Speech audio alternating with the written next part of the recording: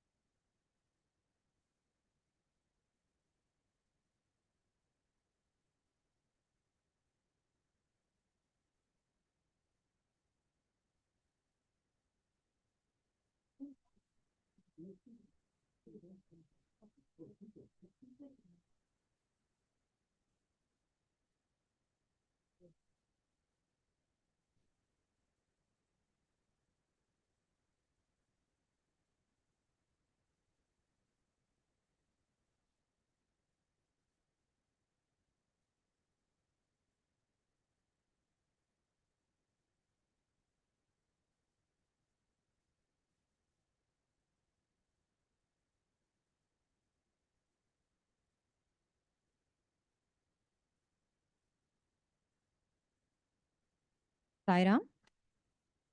Let's start today's study circle with 3 O's. Om. Om.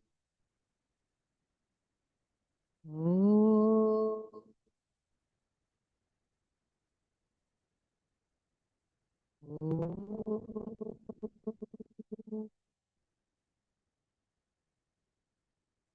Just a prayer. Dear Swami, we are so grateful to be able to meet here together in your presence today. While we are here together studying your word in your Bhagavat Vahini, we ask that you open our ears and hearts to whatever it is you want us to learn. Please speak through each one of us and help us progress in our spiritual journey. Jai Sai Ram. Sai Ram, just as a reminder, this is our study circle etiquette. Just to stay focused and stay on the topic, be respectful, be open-minded, be cognizant of the time.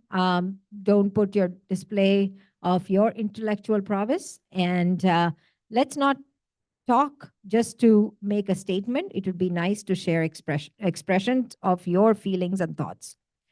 Let us, the best part here is to try and leave our ego outside and participate in the discussion with an open heart.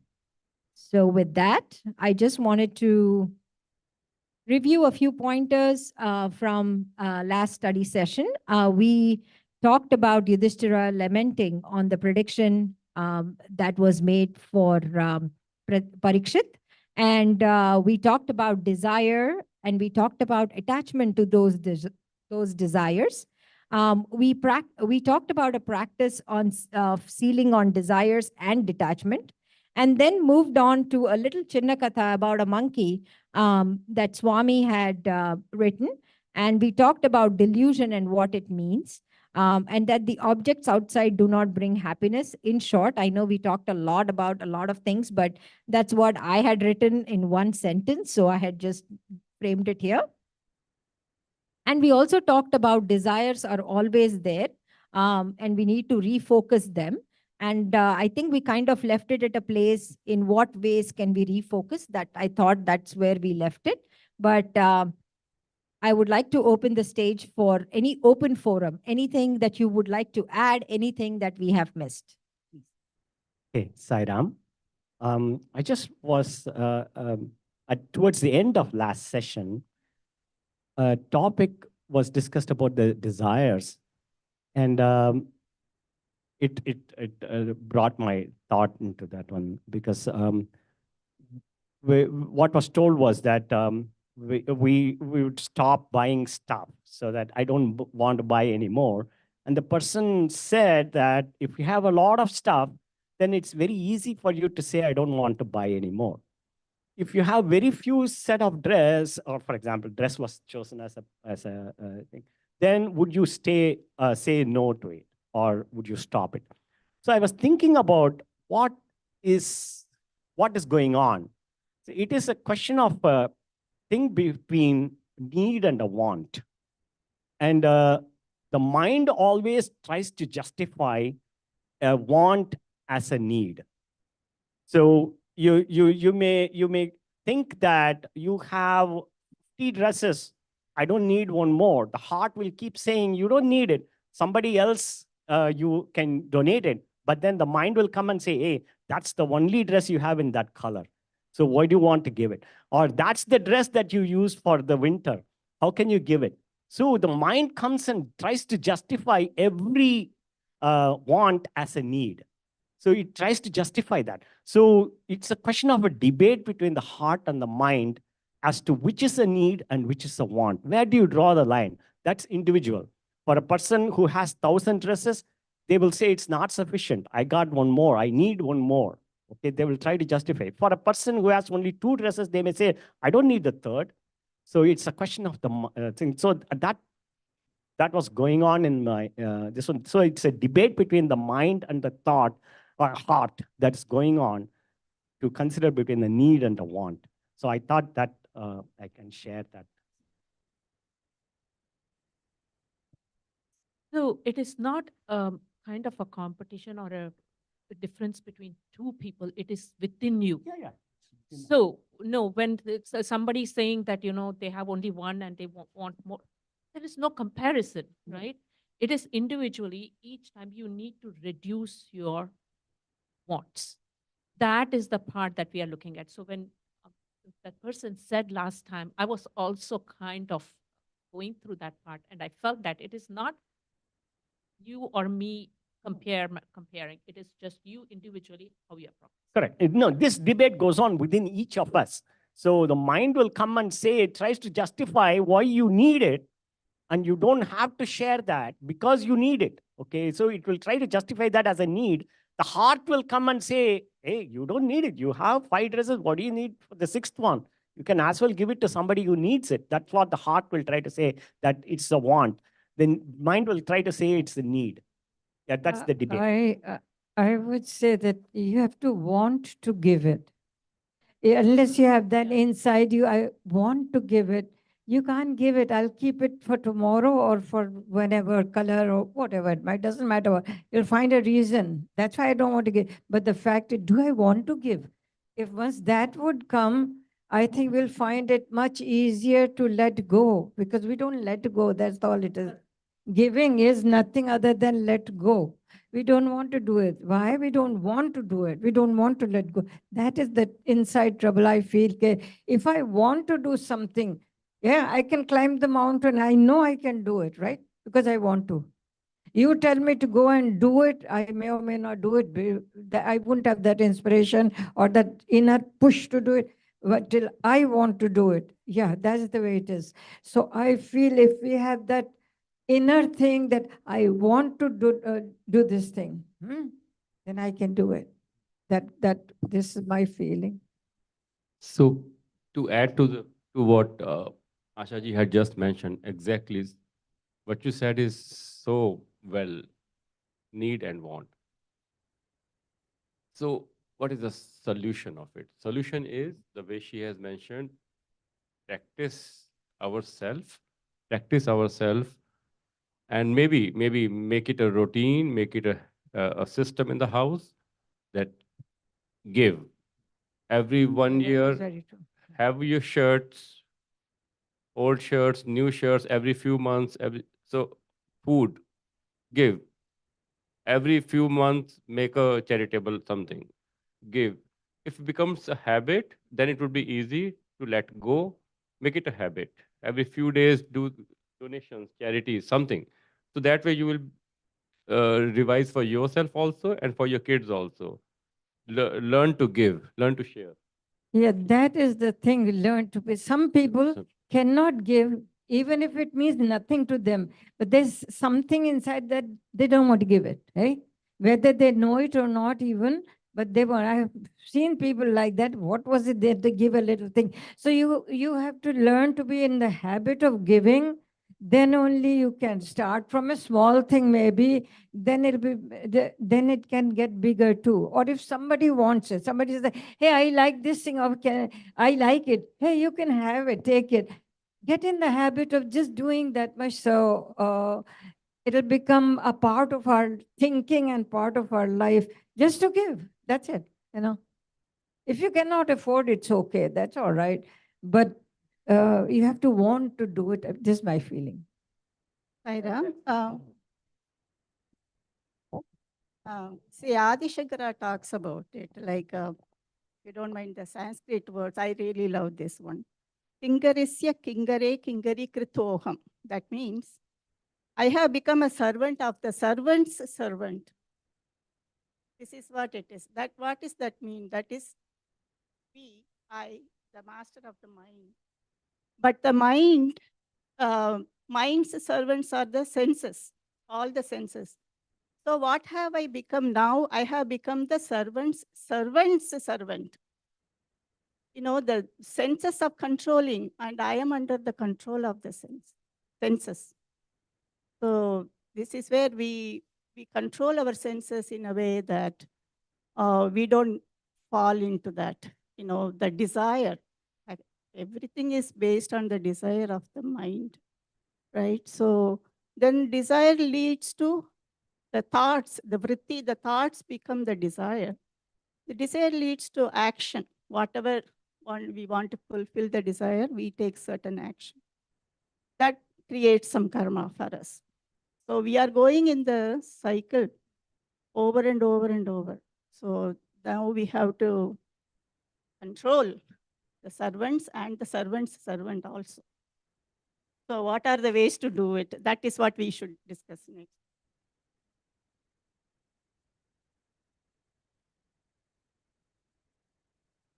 Swami says sealing of desires.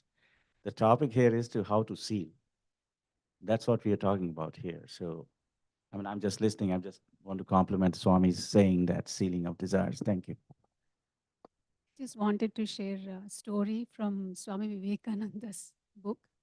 So he talks about that extreme level of giving, you know. So he met one Baba called Bavari Baba. I don't know how many people are aware of that story, but so he's a very simple monk who used to live like under a tree in a small place, you know, just, you know, he would be friendly with all animals. Any animal can come eat whatever he makes, you know, very extremely giving. So, but he used to have two little pans that he used to use for cooking, just eat simply, you know, be in God's uh, chanting name and all that stuff.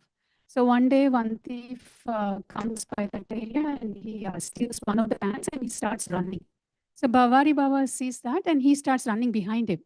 And the thief runs and runs for a long time and finally gets exhausted. And Bavari Baba goes and catches up with him. And he says, "Oh, Divine One, thank you for visiting me, but you forgot to take the other pan." And this story actually is told to Vivekananda when he's going in the Himalayas, you know, meeting all the monks. And the monk who's telling Swami Vivekananda this story, he says, "I was that thief." So I thought was a good. He was the thief. But there is, when you said this story, I read this King Janaka. He is a, you know, renunciated king, but he is the example of head in the forest, hands in the society. That you know, so he had a meeting with Sukadeva at one time, and then he was discussing something with him, and the army, that soldier comes and said the city is on fire. So Janaka was just talking and he was not perturbed. But then the the Rishi, he ran out so fast. And Janaka was wondering, where is he going? So he went and came back after some time. He said, oh, everything is okay. So King Janaka asked, we are talking about clothes. Where did you go? He said, the Rishi said, oh, I had only one loin cloth. I put it on the tree. So I wanted to make sure it didn't get burned. So there, yeah, we talk about many clothes, but he had one, even then he had that decided to save it. But then Janaka said, I have no attachments to anything. It's not that he is like Nero fiddling, while Rome is on fire, but he took care of what needs to be done to put out the fire. But internally, he is not perturbed about what is going to burn, what is going to remain in his kingdom. So he was above that. That story came to mind. Thank you. That is all, it's a great way to get into the whole ceiling on desires. So basically what we are, so we'll get to what Swami has been saying about ceiling on desires. Swami has been saying that his mantra is very simple. He says, do not waste food, do not waste money, do not waste time, and do not waste energy. That's all Swami said. Simple things. He said, no need to think so much about all these clothes, all of that. Make it even more simple. Don't waste food, don't waste, go down to the basics of what it is. And I think that's very easy for us to actually look into. And I thought we can discuss that piece. But before I wanted to actually have a little activity, because at the end of the day, what you talked about need and want and how each one of us perceives that is all based on, even if I like that idea of giving up, your old stuff. Before you buy new things, give up your old ones so that you're not really just accumulating things. But at the end of the day, all of this leads to how grateful or how your mind goes to gratitude, because that makes a very big difference, I think, in having a ceiling on desires. It doesn't have to be that you don't enjoy what you have, but sometimes even when you have everything, you're not able to enjoy it. Even that one sari you think, oh, so much, and you buy, but you don't enjoy it. Either the sari is too slippery when you want to wear it, or it looks like a little umbrella there. It doesn't even sit properly, so we are not happy with it. So enjoying what we have is another set which actually helps us to get to the ceiling on desires. I don't think desires die anyway, but just in the sense of want and need, like your mind always says it wants, or the needs are actually wants and wants are actually needs. So in that way, we can actually look at how much, like after we grow a little bit. I don't think Hanita is there yet, but definitely when we grow, we can look back and say, oh my God, I thought so much to buy this, so much, so many times I went to the store to see it. At the end of the day, it's really not looking that, it's not worth it to spend my energy into that little thing. So I thought that also is something we can think about. Yes, please. Sairam, something that reminds me of that, and some, Sujata's dad at one time, when he was teaching us meditation techniques. So we used to come to Sujata's house and in the morning, and for about half an hour or so, he will teach us. At the end of the thing, he was talking, and then he will give a little description of why it is important to do, and finding the Brahman. So basically, that's the whole purpose. We talk about all that. We come out, and Sujata will make all these fine, beautiful dishes, dosa and sweets and and so one day I asked him, it seems like we talk about all that, and then we come here, and then here, he himself say, oh, eat more, eat more, and you're also giving me, asking me to eat, and so this seems like a contradiction. But it comes in somewhat to what you had just said, and so the answer he gave was, don't crave for it, but whatever comes to you, take it as prasad and take it, at that moment. So I think what we have, we should enjoy, and that's what that message is.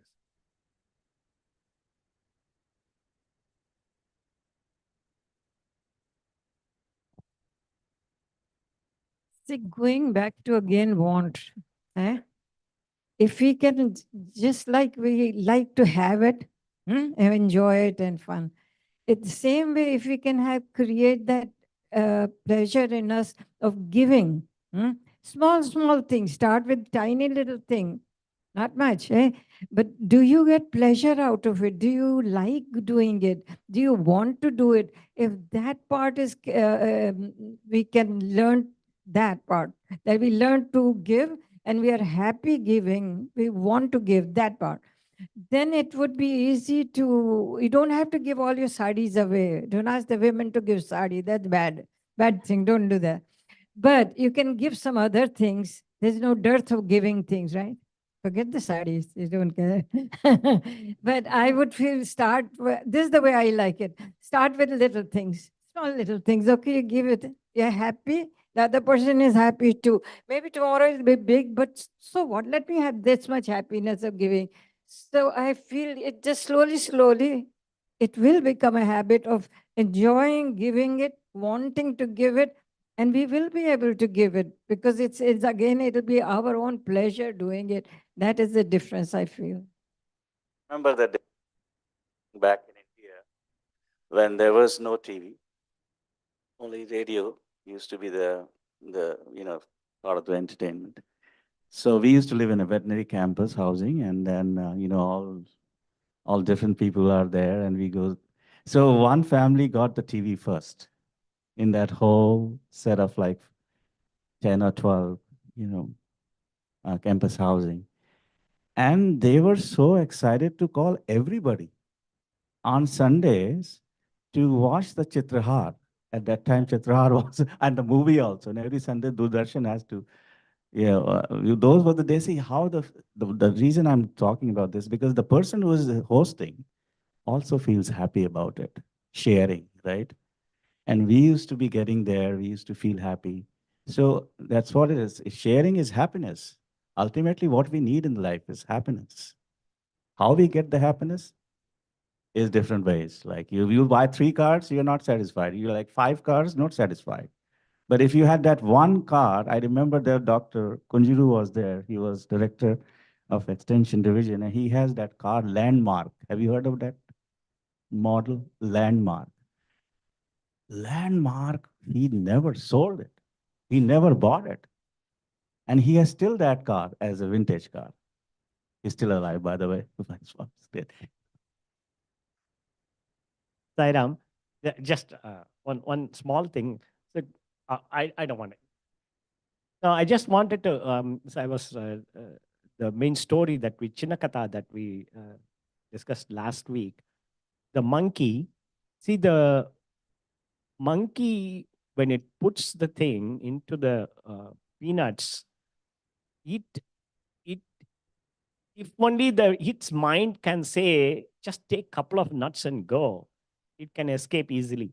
See, our mind comes and then it wants the whole thing, wants more and more. So that is what the mind keeps telling. So it cannot stop. So and then it tries to justify you need it because that's the nuts. That's what you like so much. How can you be satisfied with 2? You need a handful. So that's why it's not able to leave that. So our mind keeps to justify that. So why it needs so much? So the quantity, or maybe some bigger car, or the latest car, or latest whatever it is. So it sets its mind and says that is what you want. You have to have it. That's the need. So I think it's the fight, or what do you say? It's a war that's going on between the heart and the mind. So that. Sarah, I just wanted to continue what Rajuji said, the happiness, right? Everybody wants happiness.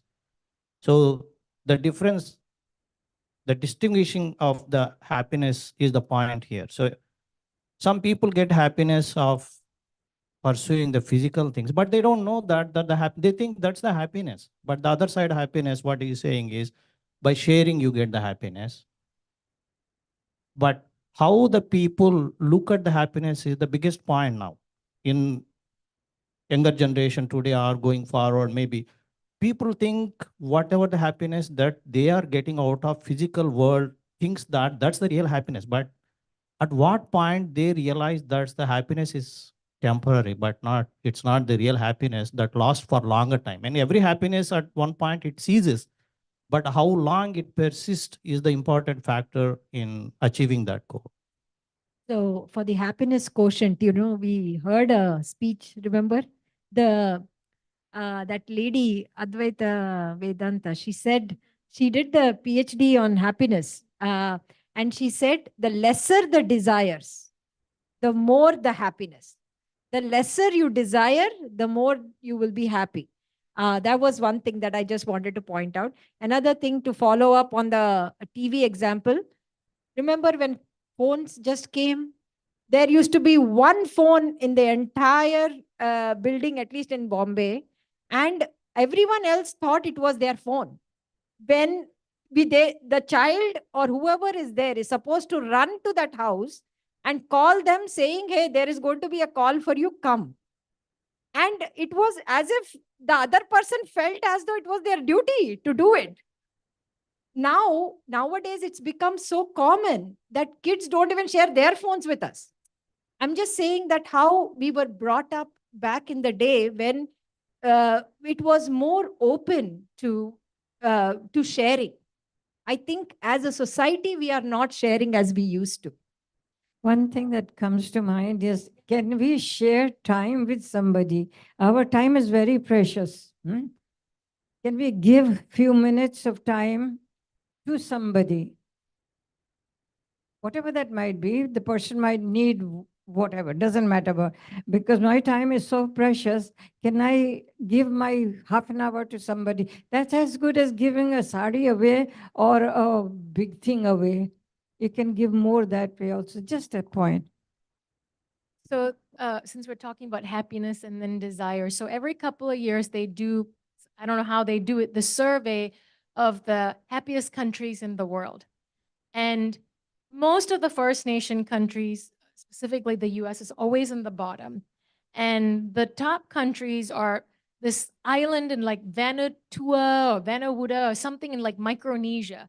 Like they have nothing. And that's probably because they have nothing. And so their desire is probably like, let me make sure I have food for the day. Or let me, their desires are probably so basic compared to us because we can switch on the light, we can turn on the water. Those are like, we take it for granted. So I guess the happiness and I think the more that we have, the less happier we are because it's so easy to get it that we want to keep wanting more. But then the less that we have, I think we appreciate it so much that we are happier. I'm hearing these stories because I didn't grow up in India, but I can somewhat relate. But we did grow up with phones and TV, so it just seems very interesting. But how far has India come? And now I read stories about even the villager has like a phone, and I think India is not becoming not that desireless, happy country it used to be, right? Because you have more now. So just like other countries. Sai Ram, I want to. I've been waiting. No. So what I think is that, so today I was watching one a talk by Swami's student, and he told Swami, I don't feel the devotion to you. So he kept saying that. And then Swami said, do you feel the love? I said, yes, Swami. I feel a love towards you. He says, that's the important devotion. Everything goes off. You know that you need to love. Love is the factor, right? Even for the desire, I'm talking. If we have the love towards other person, other people, then automatically the desire to give will come and the desire to own it will reduce. So the critical piece for us is to have that love, expand that love to everyone, right? And that reminds me of one discussion that I had with my sister-in-law, my middle sister-in-law, Janaki Akka.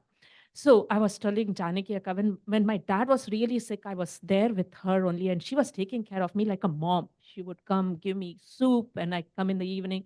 She will wait for me in the night. I would be working till late. So she was taking care of me like my own mother would do for me. So I said, Janaki Akka, you are not Akka, you are my mom. you are doing. And the whole family would be with me because they knew I was depressed and all. So I said, Janaki Akka said, what did I do? I did nothing, ma. But I'll tell you one thing. There are two sets of people, no matter how rich you are or how poor you are. I went to a person who barely had any food to give. And I went there, we went there as a family and were there. I felt the happiest there because whatever was that, they were full of giving, you know. And that made me think that I need to be always giving. And my thought should be giving. And which is true, you know, even if you go to a rich person and eat at their house, you may not feel satisfied. Like go to a poor person's house and they are there wanting to share everything with you. So our love should expand is my critical aspect. You know, that is what I think we need to do. I want to talk about two aspects. Um, First, you were talking about happiness. So actually, there was an interview many years ago in CNN. So this person, the reporter from US, was in Banaras. He was talking to some people there, and many people have just given up and living in Banaras. So he was talking about what kind of life and why are you happy and why do you live here and things like that. Of course, among the people at that time, this was probably 20, 30, 25 years ago. So not many people were able to speak English or anything. So he found one gentleman who spoke very good English, and he was just standing in the water, and with the no other clothes in the upper body, and he was just standing there and seemed very happy. And so he asked him, "How come you are so happy?" So and so what he answered was, "Oh, I was a government servant. I had all this money, and I was full of problems. So I decided I don't want anything. I gave up everything, gave away everything, and I'm coming here and I'm living here just on alms. Whoever, I go to the temple, if something is there, I'll eat. Rest of the time, I'm just, staying here. And now this is the happiest state I am in. And so I'll never leave this place." So I think that is true that less we have, the more happiness that we show. Um, I forgot what the other thing point was I was going to make maybe later. Sairam, one quick thing about what Savita mentioned. I think, I don't know if it is the richness or the poorness that matters. It's the question of, yes, if you have less, you are happier, probably because it's I think it's a question of the desires. So you may be rich, but if you don't have the desires, then I think you can be happy. So I think I go back to enjoying whatever you have as a gift and then willing to share. I think that will make you happy. It doesn't mean that to be happy, you have to give up everything and then go. You can still be happy with whatever you have, as long as you feel that you are a trustee and not an owner. Just like a cashier in a bank who handles the cash, he always has to be very careful because he cannot even miss $1 there. But at the same time, he knows that none of it belongs to him. So if we are able to live in that fashion, then we will be happy. I think the moment we say we are possessing or we want more of something, that's when we are going to feel that. Sairam, one interesting factor here we have to think. We are all talking on sealing on desires and be satisfied with whatever you have.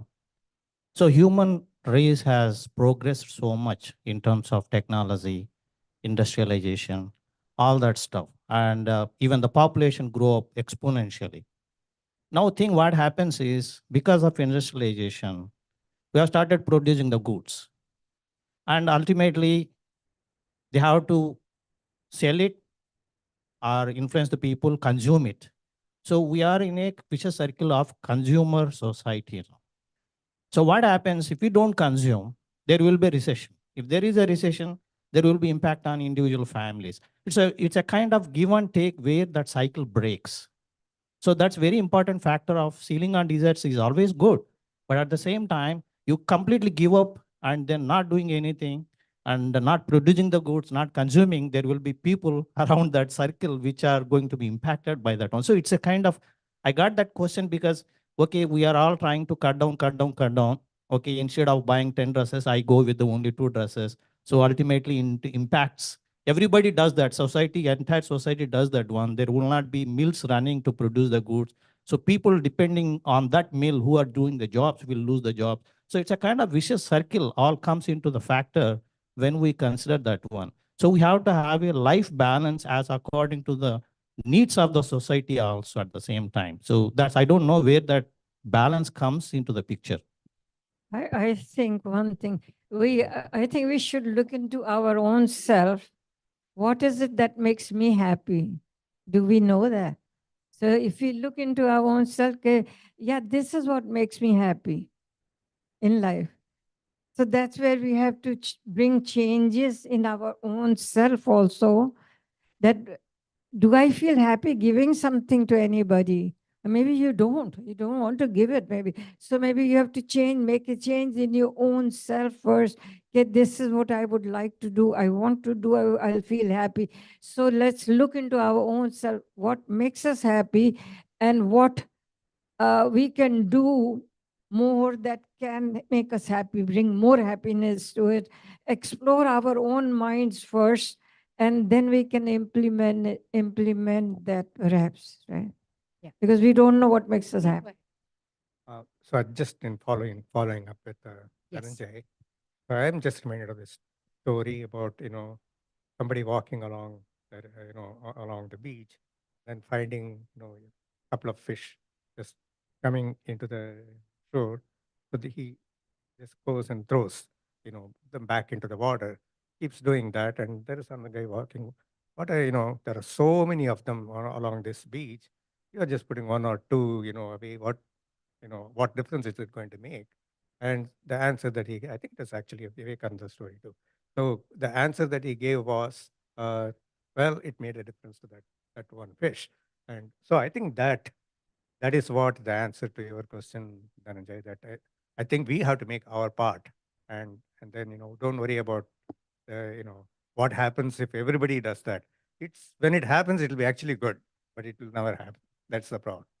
Just like not everybody gets enlightened. There are only a small percent. Hello. In we used to have this kind of discussions back home in Delhi. So there was a phrase called "all these are bhare pet ki kahaniyan." All these are bhare pet ki kahaniyan.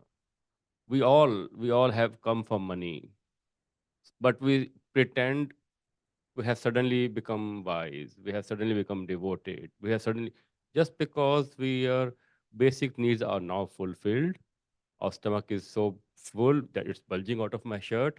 Now I will start to preach. Now I will start to be a very enlightened person, and give all these opinions and devote. So I'm so sorry to say that because that's the way I came. We all came for money and so-called opportunities. But it's at the end of the day, it's all materialism. We are the part of the same family.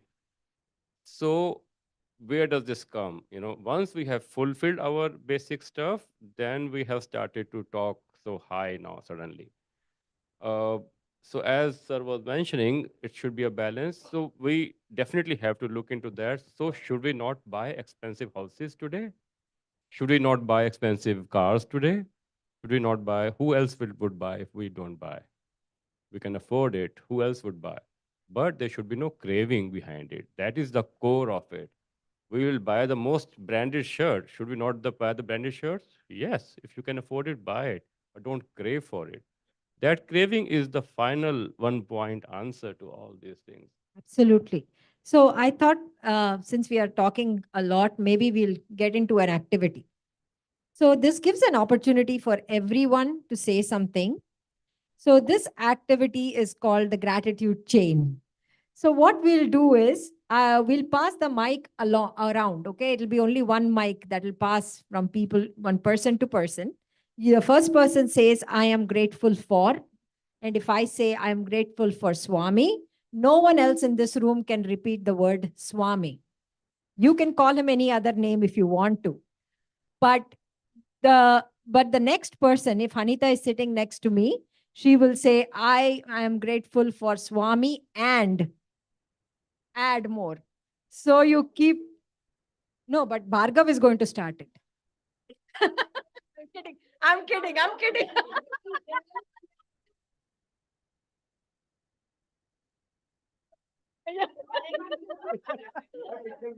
Yeah. So, no, just before people start thinking that, so no, that is not, yes.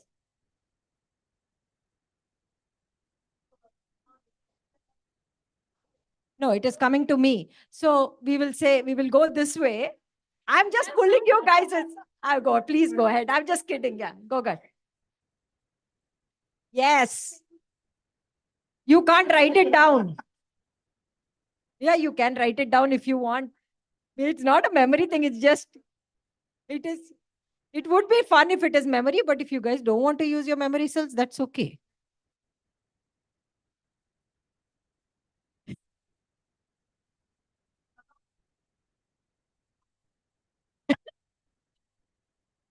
So people who are online can actually write it in their chat on everything when we are coming to that. But I'm going to start here only because I have Auntie as well as Asha ji. So just for them, we are starting on this side. So Bhargav, it will actually end. Honey, you want to sit there?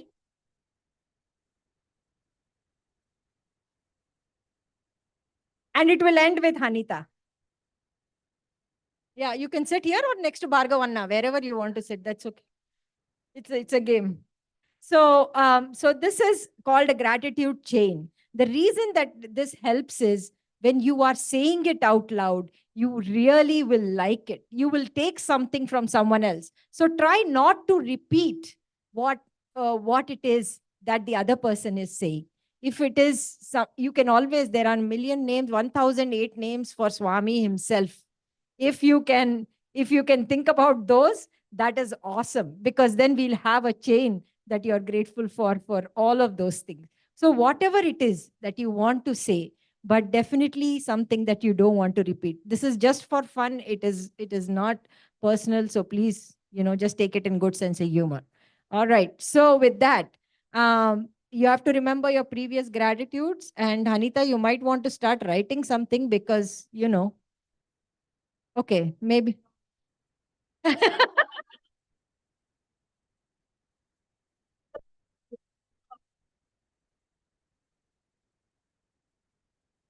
All right. So we will start with Auntie here. Auntie, you have to say, I am grateful for and one thing. Grateful for my Guruji.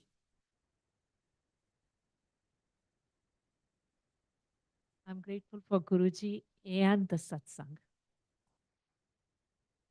I'm grateful for Guruji and satsang and being in the Swami fold. Yeah.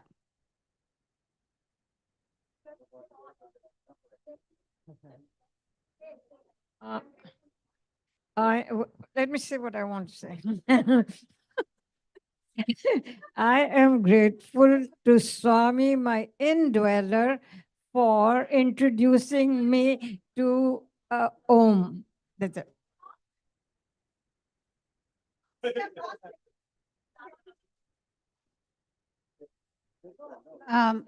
Okay, I am grateful for Guruji, Satsang, Swami Fold, to the indweller Om. I'm grateful for Baba. Oh my God. I am grateful for Swami, Guruji, Satsang, yeah, Swami Fold, and then, oh, yeah, Baba, and then Baba's teaching.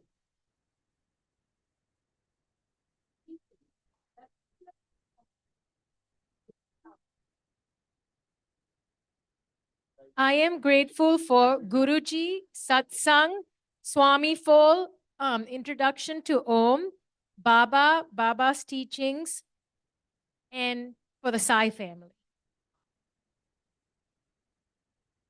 I'm grateful for Guruji, Satsang, Indweller Om, Baba. No, it doesn't have to be in order, right? Has to? It has to? Okay. Then I have to look into my book. I'm grateful for Guruji, Satsang, Swami Fold, Indweller Om, Baba, Baba's teaching, and Sai family, and for the good health.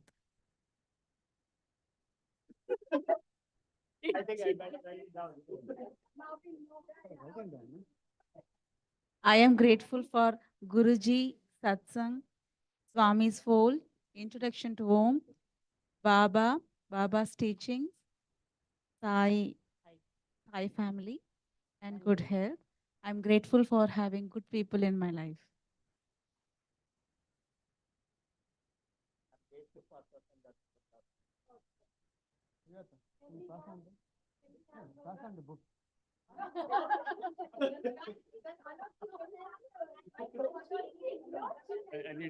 I need the book.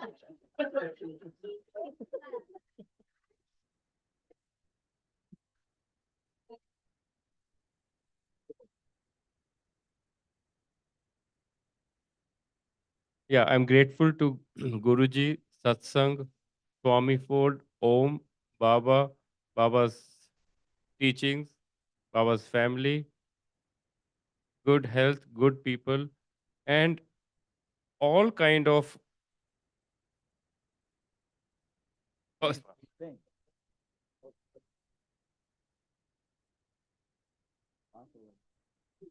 and all spiritual leaders and their families. What did you say? All spiritual leaders and their families. Okay, so let's my turn now. Can you write down the last one?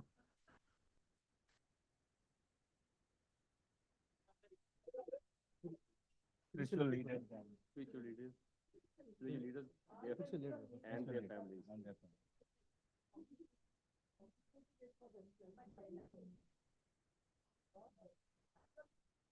Okay, so let me just. So I'm grateful to Guruji, Satsang, Swami Ford, Indweller Om, Baba, Baba's teaching, Sai, Sai family, and good health, good people, spiritual leaders and their families, and everyone who can give me happiness.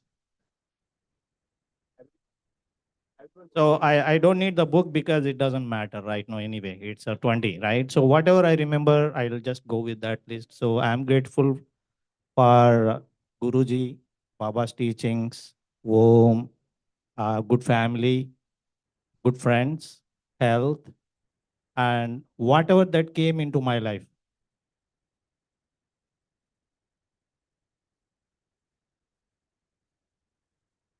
So I am grateful to Guruji, Satsang, Swami Fold, Baba, Baba's teachings, Sai family, good health, good people, spiritual leaders and their families, and people giving me happiness, and finally, my own family.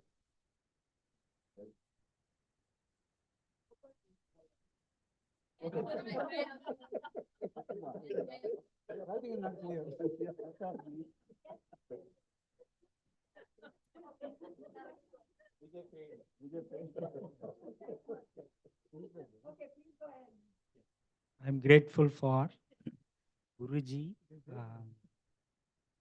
Satsang, yeah, Baba Fold, Om, Sai family, teaching, good health, good people, spiritual leaders and family, people who gives happiness every day, and, whatever comes into the life. Yeah, and my family and the food and water the God gives us. I'm going to change again. So please repeat.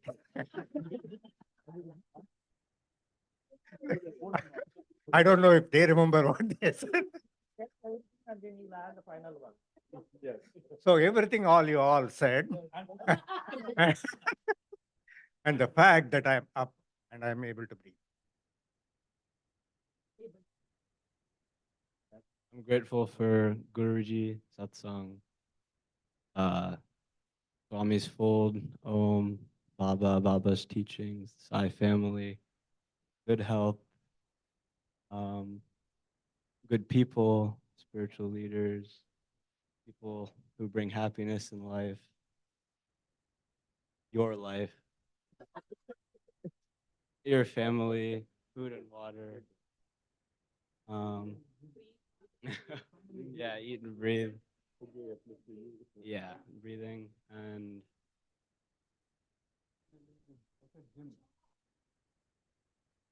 not enough.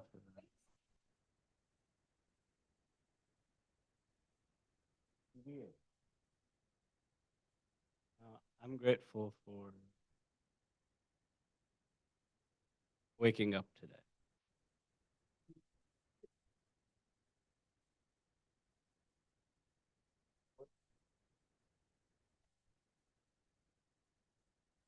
Okay, it's my turn.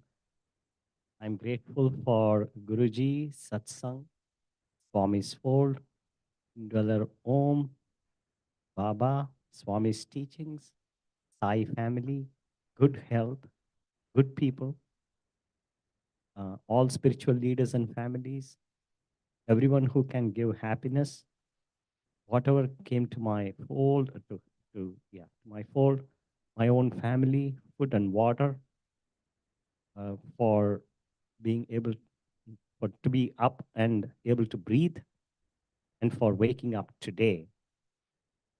Think for everything in life, for everything in life. That's what. I'm grateful for Guruji, Satsang, uh, Swami's Fold, the Eternal Om, uh, huh, Baba, Baba's teachings, Sai family, um, good health, good people, uh, spiritual leaders, good, huh? And families, yes.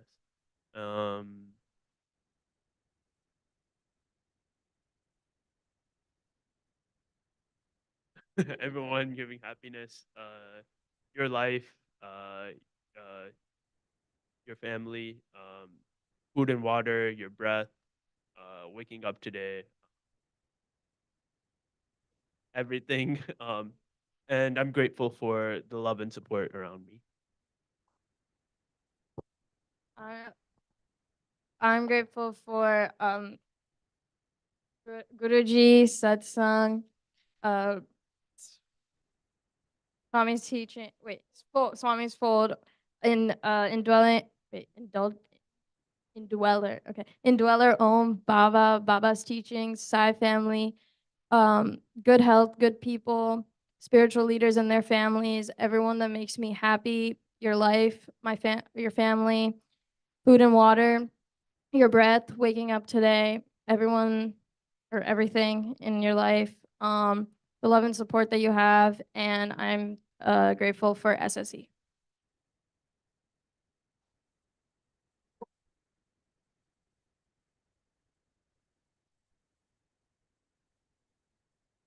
I'm going to read from yours. I am grateful for Guruji, Satsang, Swami's teachings, Swami's Fold, Indweller Om, Baba's teachings, Sai family, good health, good people, spiritual leaders and families, people who give Rajiv ji happiness, people who are in Jai Bhai's life, everything in Jai Bhai's life, and Vijay ji's family, food and water, Shankaran ji's breath, Rishi waking up this morning, and Rishi waking up this morning, Venkat ji's everything, Bhargava, huh? Bhargava is love and support. Hanita is SSC. And I think I'm really grateful for the study circle that we are all here in today. And I think thank you so much for participating in this activity. And I think we all deserve a round of applause.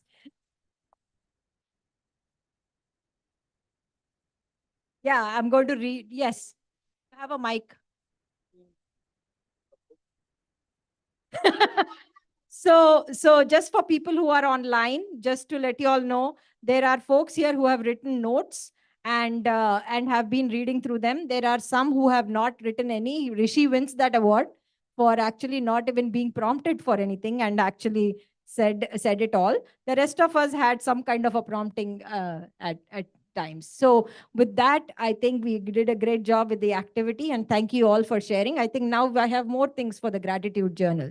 And Subhadra has said she's grateful for this satsang. So thank you, Subhadra. And if anyone else wants to add, you can add in the live chat.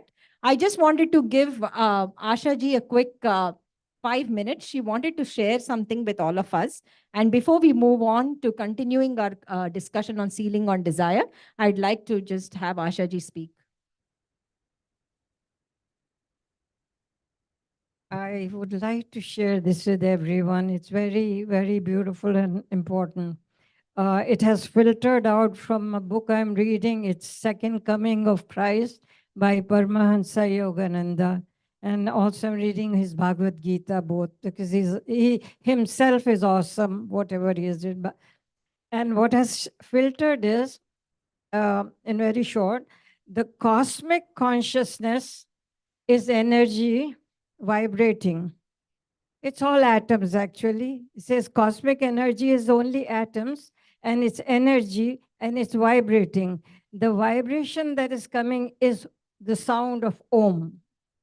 That is the sound of Om, which we call, Hindus call it Om, and Christians call it the Holy Ghost. That is the same thing, but we call it Om. So that sound is Om. And at the same time, this Om is the symbol of Brahman. We all know that, right? And as Advaita Vedanta teaches, we are Brahman. The true self here is, we call it Brahman, right?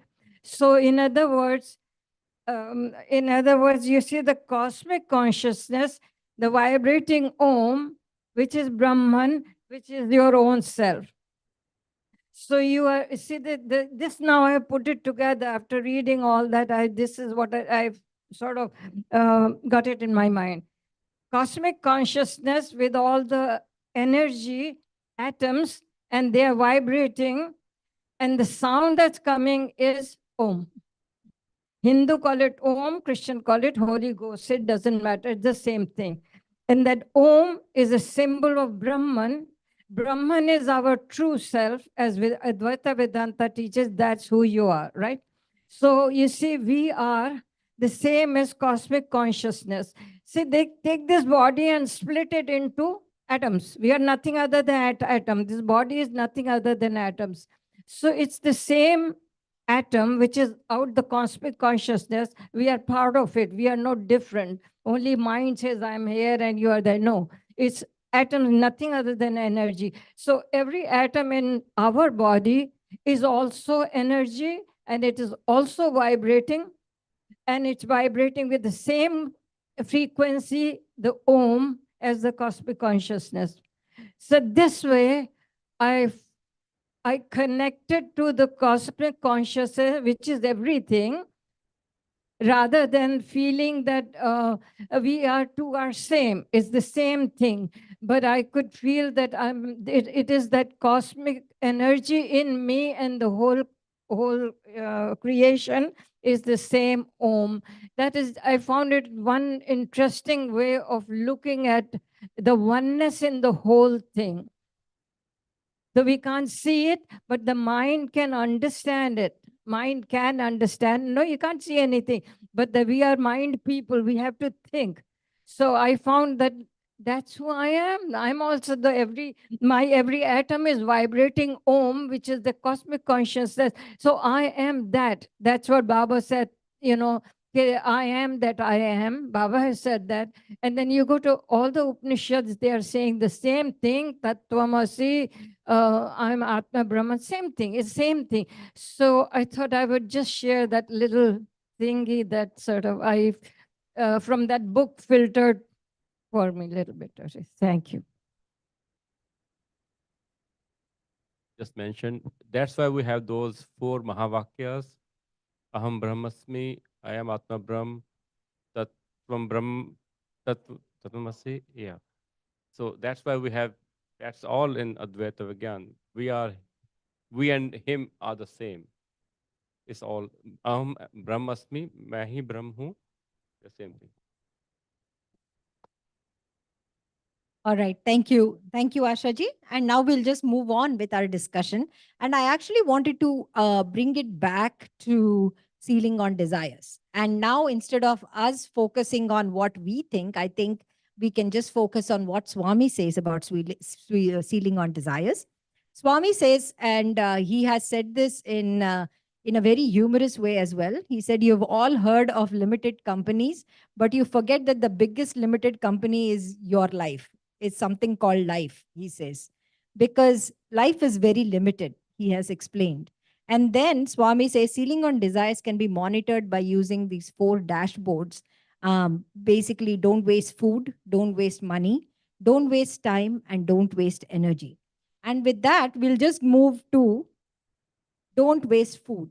So Swami says, of course, don't waste food, but he also says overeating is a form of food wastage as well, which the reason that I'm writing this is I think a lot of us, tend to finish up our kids' plates or things like that just because there is little rice left for that night and you don't want, it's not too much, just finish it. So in that way, but Swami says overeating is a form of food wastage where we are treating the stomach as a dustbin. Swami says that the comfort with which we sit down for a meal, with that same comfort, we should be able to rise up after the meal.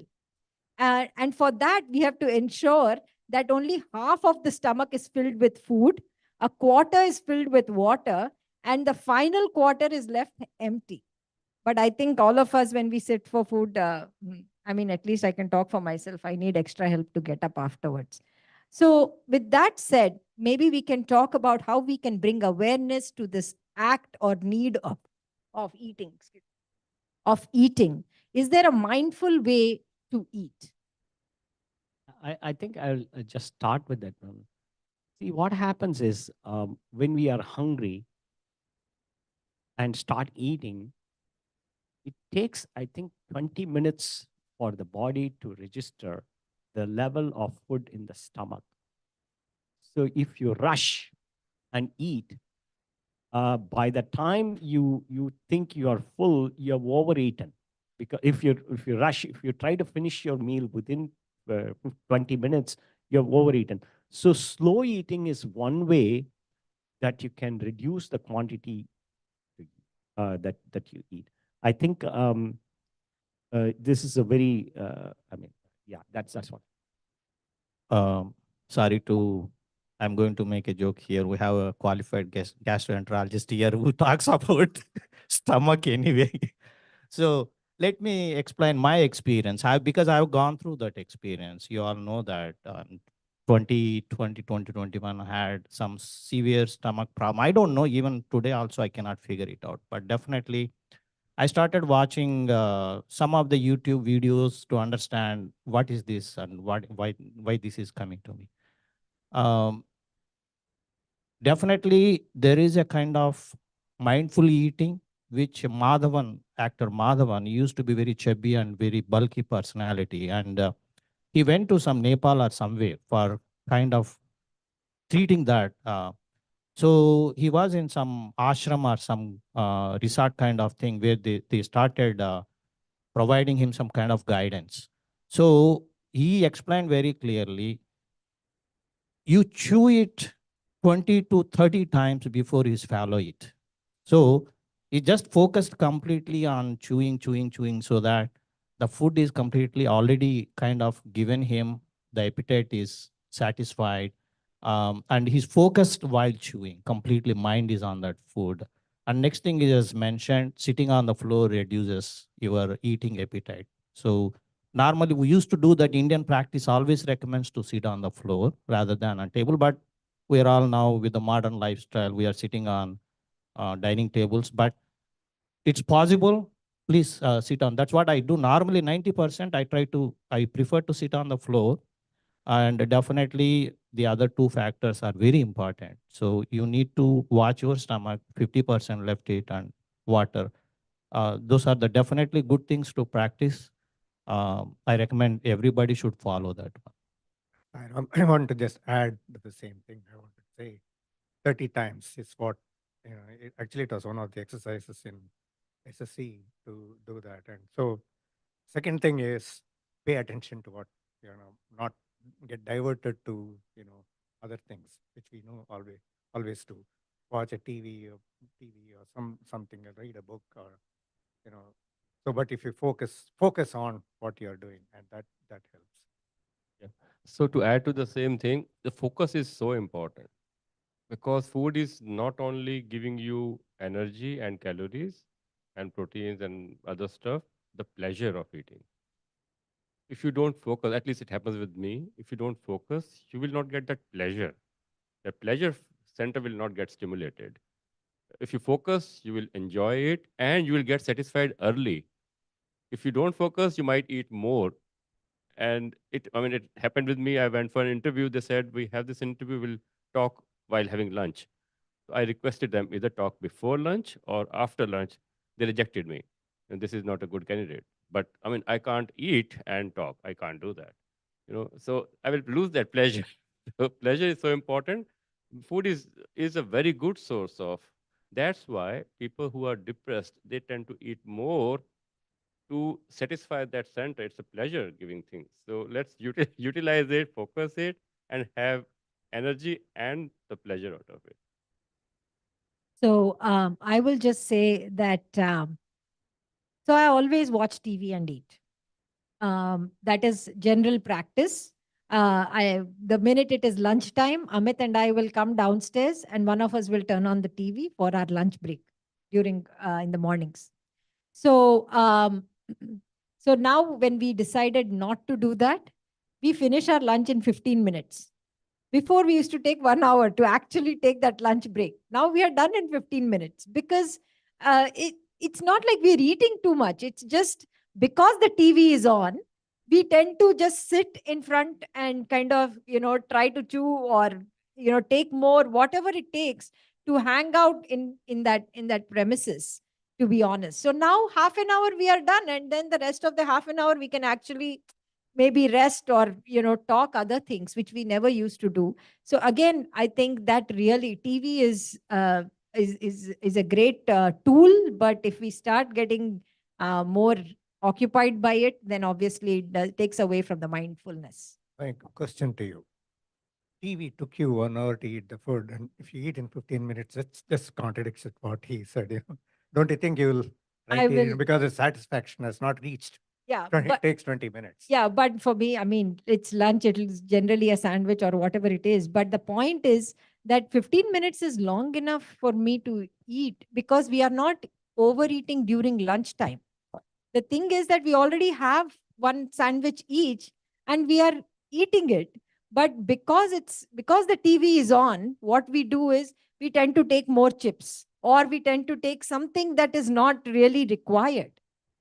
That satisfaction is not there. That's why I keep going back to, if we don't have the distraction, I'm satisfied with what I have eaten. Yeah, I agree with the number of chewing. Maybe I have to work on that. Yeah, as Maya, most of you may know, the very slow eater, my daughter, Now she's much better. But then the chewing part, she might be chewing it for 50 times. So by half of her plate or 1/4, she gets so tired. Literally gets tired eating the food. So she would stop. I don't want to eat. So that is one thing. There should be a balance. And I'm reminded of the story from Swami's when he went to Bombay, and from the window, he looked outside. There are a lot of those poor people. There was a big feast, and it's olden time. So the leaves and leftover food were thrown outside. They were fighting to eat the food. So one devotee was with Swami, and he asked, how Swami was watching, and how can you tolerate this? Right outside your room, these people are fighting to eat that food left over. So Swami said, these are the people who wasted their food. in previous Janma. They didn't appreciate. So now they are doing this. So there is a reason for everything. That is one thing. Another thing I'm thinking that how can we bring awareness? The main problem is we want to multitask. You know, I can eat at the same time, I can put my laundry in before the washer and dryer or watch TV, whatever. But the thing is that we have to be aware of the presence of mind. Just to focus on one thing, not only eating, even every little thing we do, 100% focus should be on that. If we can practice that, we might get better results. So I remember us saying, you know, when you eat food like medicine, you won't be eating medicine like food. So yeah, we need to be very aware. And that's where, you know, being mindful of everything, talking, you know, or thoughts, eat everything. We have to be very, very mindful. I think we can move on to the next one. Swami says, don't waste money. So when it comes to money, like our Venkatji had pointed out, I'm always feel like I don't waste money. I just buy what I need. But then do I really need it? You know, but again, my mind says, yes, that's what I need. I think I need this. So it is very important to remember that it is not about the quantum of money, basically. And that's the story that Swami's student had actually said. And this is where I got this from. It was in the year 1991, and I'm just reading, when the super specialty hospital in Puttaparthi was constructed. Swami was busy in construction details and would often call people, groups of doctors and other professionals with regard to the construction of the hospital. One such day, the doors of the interview room flung open and Swami came walking out with a letter in his hand. He called up the student who had written this letter and said, "Boy, can I read out this letter for others?" The boy was very shy and he didn't know what to say. Swami went ahead and read out the letter. This is the gist of the letter that this boy had written. Yeah, it's a whole 1 hour video, but basically he said, "Dear Bhagavan, I also want to be a part of your mission, but I do not know how I can contribute because my parents are extremely poor. Swami, for the last 3 months, I have not given my clothes to the washerman and I wash my own clothes every night. I have saved up these 100 rupees and I feel so ashamed that this is a small gift for you. However, if this money can be used to buy even a small brick, I'll be the happiest child in the world." That's what he had written in the letter. So Swami said it is not about the quantum of money, but about the spirit of detachment and sacrifice. He said, now that is what sealing on desires is all about. Not about saving these resources, but more about developing detachment and sacrifice. Because Swami said in Sanskrit, which I cannot say, but basically you get immortality only through sacrifice. If someone can read that, that's fine. न कर्मणा न प्रजया दानेन त्यागे नैके अमृत तत्वमानुषु. Sai Ram. So let's talk about that. You know, we already discussed about need versus want. And who decides that? You know, and how can we audit ourselves? You know, how can we bring ourselves back on track? Because we are bound to fail. We have to come through practice. So how are there any practical ways to look into this at this time? I remember one of my previous bosses, he had 6 children. And so, you know, he used to say, whenever his kids come and ask for something, okay, think about it. We will talk about it again in 2 weeks. Tell me after 2 weeks you want that. Then, you know, we will decide at that time. And so basically, you know, mind is fickle. What you want today, it's not going to stick there. You know, so something new comes and you jump into that. So just delay. I think, you know, don't take quick action. If you keep thinking about it, and you know, if you come back and say yes, I do, then probably the want is actually become turning into a really need.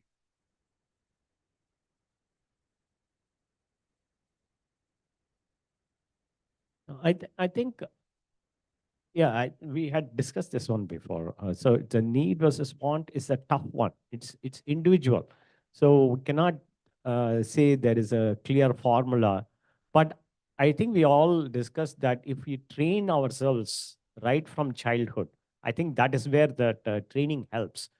Then we would be listening to the heart more than the mind. So we will be able to question the mind as to, is that correct?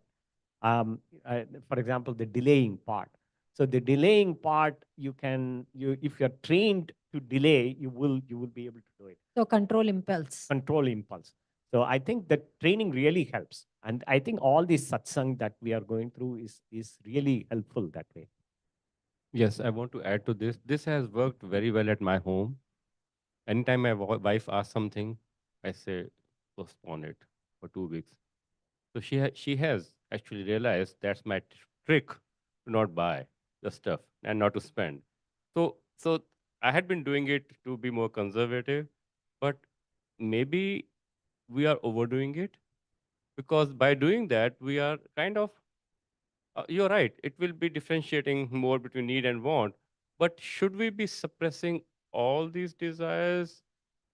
These are not only the we're trying to get the happiness from these things.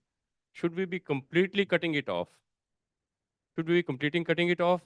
Because if we completely cut it off, it might fire back. Right. So it's a slow process. So that's what I mean. Then she used to get angry that, you are playing a trick with me. By doing that, you want me to forget it. So to that, so first off, we have to realize that happiness is not outside, right? But we all, of course, don't think that way. Like I always said, I want a house with a downstairs bedroom. That's what will keep me happy. And I need it. Now that won't turn to a need for me. But anyway, my point is that I think one thing that we can always think of is happiness is not outside, it's not in admiring the neighbor's car, that only generates greed, Swami says. So yeah, and I agree with you, it's not a matter of greed, it's about our want and need, but I'm just giving you a story of that.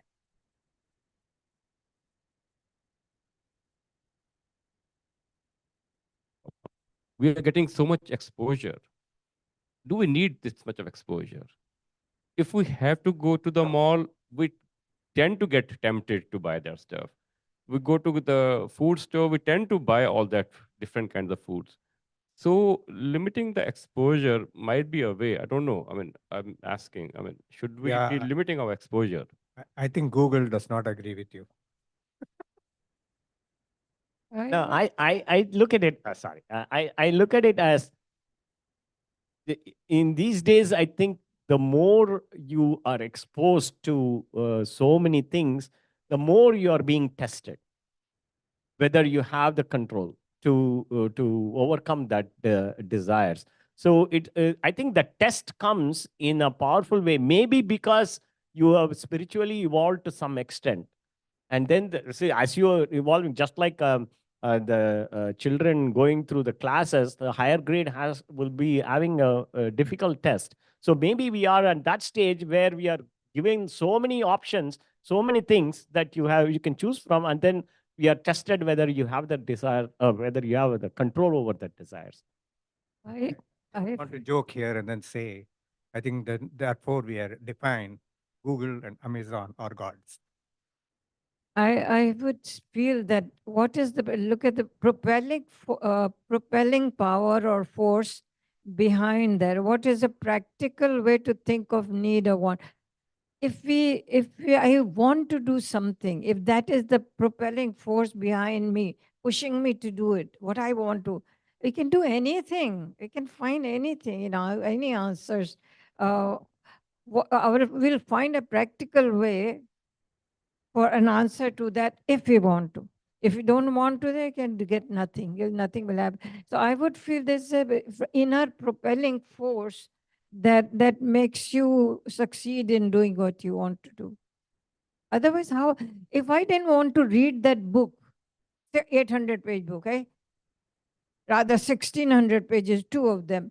If I didn't want to, I could not read it. I cannot understand it. But what is it? My propelling force from inside, I want to learn. Good or bad is not the point. There's a force from inside. I want to learn. I want to find out what it is, right? So if we can use that propelling force from our inside for anything, we can do it. We can find it. That's the way I think. I think we are exposed to not only Google, Amazon, and the TV. There are things I don't even know exist, but they say you need it. It makes your life better, right? We don't even know about half of them. And then we say, oh, is that so? Maybe I should get one, you know. So that is, again, everything comes to sense control. That's one thing. The only desire which is good that everybody should have is a desire for God. Since we are in the spiritual setting, that is our goal. That should be our primary desire. And another thing is control the desire. You want to, you need to, then do something for others. They say that will curb your own selfishness to doing things for yourself, buying things for yourself, you know, so try to do things for other people. I'm more interested in our younger generation, these kids here, how do they differentiate want and need, what practices they do? Yeah, so I'm definitely exposed to a lot of things that I could buy or like add to my list of things if I want them. I think what I do generally is like I take time, but if it's something that I end up spending time thinking about, that even after I wait some time and think, and it's still in my head of like I still want this, I'll just buy it then because it takes away the time that I think about wanting it in the first place. And yeah, I'm not like happy for extended periods of time after that. But there are like very few things that I will I will think about and continue to think about. If I just buy them, then like that goes away. And I have enough of a filter where I don't have to buy everything that I want. That's kind of what I end up doing.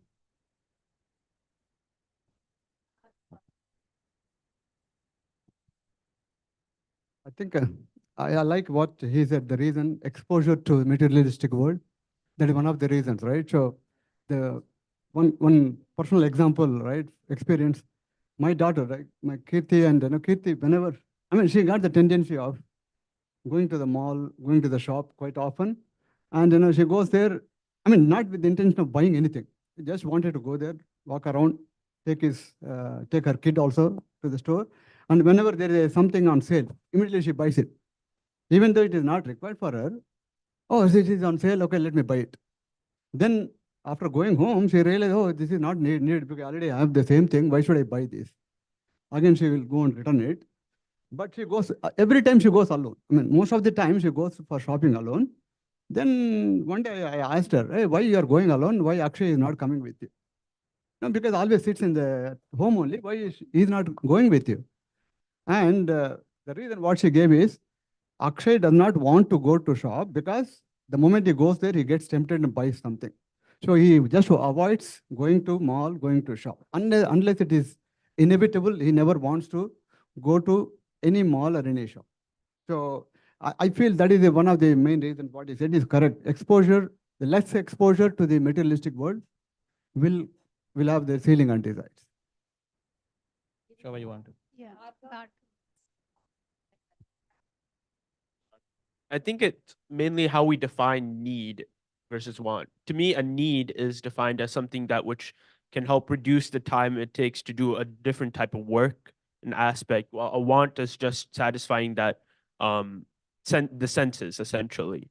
For example, I would say thinking about like hand washing clothes versus doing laundry, the washing machine. Obviously, you can hand wash it, but it'll take a lot of more time, effort, in which you can put in other places and do other things, while laundry machine will obviously take care of that whole work and business. So to me, that's how I essentially think about it. So then I will ask you a question, Bhargav. So whatever the inventions, all these things are for helping you in that way. So I have plenty of time, washing machine, cooking, everything is invented because of that. So at what point we need to cut down? Because everything now becomes a need, right?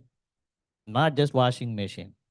We have phone, we have TV, everything now looks like that it is a need now. Well, So where do you distinguish that one? Well, yeah. There's a lots of parts of the phone that we don't really need. We only need the calling, and the like texting part in reality. So The texting part is also not considered. Phone is important, right? yeah, well, just yeah, actually, yeah, just the calling part was the only real important part of the phone. So you don't really need a smartphone. You could just handle with like a flip phone and do everything like that. And so it depends on like even in those examples you gave, there's some parts where you can see, okay, this is what I need from it, and this is what I don't need from it. And so that's how I think you should think about it, and which parts try to satisfy your senses, and which parts try to actually actively help you and do your work.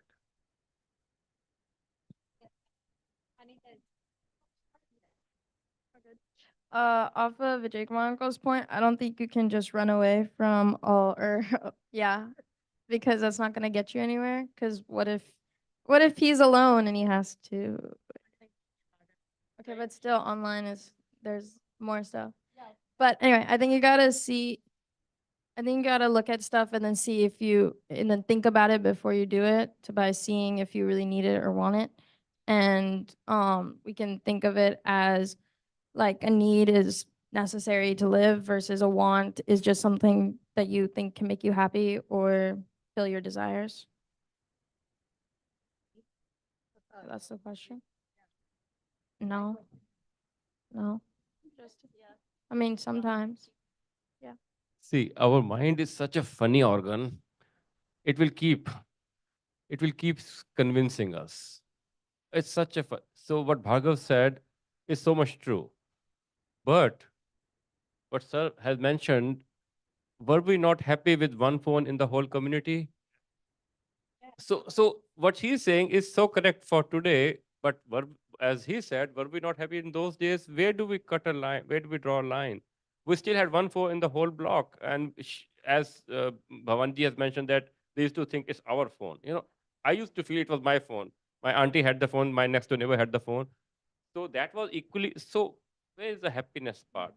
Where is that happiness and need? And it comes to the same point. If we live with the modern thing, or you don't live with the modern thing, we'll be happy if we don't have the craving. Yeah. So that will be the some end point we have to find out. Yeah. Uh, So should Saira, we- I will share what has in my own experience. I'm not going to say what everyone experiences. I was that Kirti at one time. My let go was going shopping, buying this, buying that, or this new purse, that new dress, this new jewelry, and it's just endless. I mean, it never ends. There's always something new that comes out, right? And the whole world caters to that. But I think when you turn your desire towards God, like Uma said, you don't have to put extra effort to cut anything. They will cut away themselves. I have seen it wane away slowly, slowly. So, yeah, I still buy, but I don't have that same happiness or the desire to buy. I'll buy because, oh, maybe my dresses are getting old and I need some more for office. Whatever it may be, I'm not attached to this. It doesn't make me happy or sad whether I have it or not. I'm okay having it. I'm okay not having it. My desire constantly is now, what can I listen about Swami, or what can I hear that's more spiritual? So that just that whole thing, when it went that way, all the attachment just shredded away, like piece by piece, piece by piece. And that's my experience. I feel like it's an evolving thing. When you're young, some blessed people, depending on their purva janma, sukrita, karma, whatever, maybe are born like that already. They're realized and they don't have any desires. And those are the monks we see getting early, in the monasteries and stuff. Rest of us will learn the way that probably I learned. And there's more others who will probably take longer to learn. But I think ultimately just putting your attention, desires towards God without you having to actively say, what should I cut? What should I not cut? It just happens automatically. I think it's a very good point. So No. it's all depends on what is your thought process right now. So where you are, what is your goal, where you are trying to go in the future. So that's definitely one of the point that helps you to get away from all these physical things that we crave for. But it's a controversial statement, I would say, for my. So majority of the times, at least 50% of the time, we do the things because of looking at other, like, competition or peer pressure. Something is there, so I have to meet that expectation. I have to be like that. So majority of the time, that what pushes us to spend money for that. It I don't know, it's a 50%, 30, but depends on each individual. Again, that's what I'm saying. It's a controversial. I can't say everybody goes after spending the money because somebody bought a car, luxurious car, I should have the same one for the sake. So it all depends on what kind of level they are at. But that's one thing where we can look at ourselves. Was I happy without that for this long? I can be happy going forward. That's what that comes to my mind before I buy. Am I happy with what I have? Am I surviving? Then it is not needed. That's where some of the things we can cut down. But that's the ultimate goal. What she said is the best thing to go for. Yeah. Sairam, I just want Rishi to finish. Yes, Yeah, please. I'll just say, because like going back to your point with the phone and like how people were happy with one phone, and also Dhananjay uncle's point about like expectations and meeting expectations. I think there is like a need to meet expectations though. Like you cannot, because you were happy when there's just one community phone. Like now we've come to like far enough in a point where everyone does need a phone. It hinders other people if you don't have a phone. So I think like meeting or matching expectations isn't really the problem, because like doing that enables you to communicate with other people in the context of the phone. But like being obsessed with your phone or like getting addicted to it, something like that, that doesn't need to happen. But I think managing expectations and keeping up with them is fine. Very nicely put. Yes. So to recap, it sounds to me like what I'm learning here, it's okay to have I want this purse, for example, I see it, but then don't crave it and don't be obsessed with it. Yeah. Right. I mean, it's okay to buy something. I mean, of course, but then like Shobha said also, I think eventually it does wane. Like you don't go to the mall, you don't do this, you don't show up online, but it's okay to, it's I think sometimes when we talk about sealing on desires, it's almost like, oh, I feel guilty. And I don't want to do that either, right? There shouldn't be any sort of guilt. But I think from what everybody has said, it's that obsession, craving, that is what is the desire. Yeah. So Correct? we are at time. Well, I know. Just quick thing. See, when we are looking at all this exposure and all that, to say that the TV is the problem, or the mall is a problem, or the availability of goods is a problem, is putting the problem in the wrong place. It's all in the mind. So the problem is we have to focus on our mind and to apply that, as Shobhaji mentioned about that. But it's a great place to start.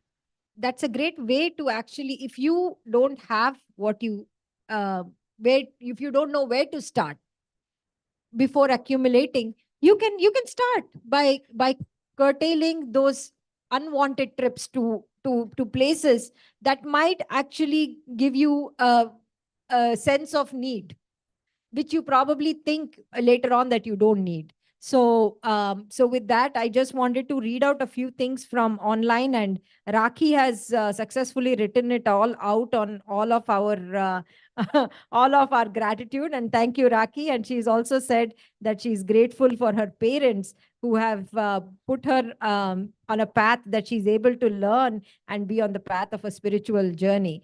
Bhanuji has also said that he is grateful to be a SSC guru. He thought that was a great opportunity. And of course, Subhadra has said she's grateful for this satsang. So with that, yeah, Ashaji, last. Yeah. Baba has said, if you give a child something, a toy or something, now snatch it away from him, he's going to cry. Yeah. He's going to come out here. He said, don't do that. Don't do that. Just give something different to the child in his hand and take the thing and hide it behind it, and the child will forget. Now he's talking of our mind. It's no different. Our mind, let's divert our mind. Instead of going shopping out of 10 times, maybe go one time, let 9 times. Put your mind to something more creative. When I say reading or people say, hey, you read, you all will read, nothing is useless. No, it's not. You're putting your mind into something more constructive rather than where you should not be doing your desires and all that. You put your desire in something correct. So you'll automatically, you're just like a child. The mind is just like a child. Give it the right thing, it'll work on it. Right? This is the way I feel. So Yes. says Baba. Sairam.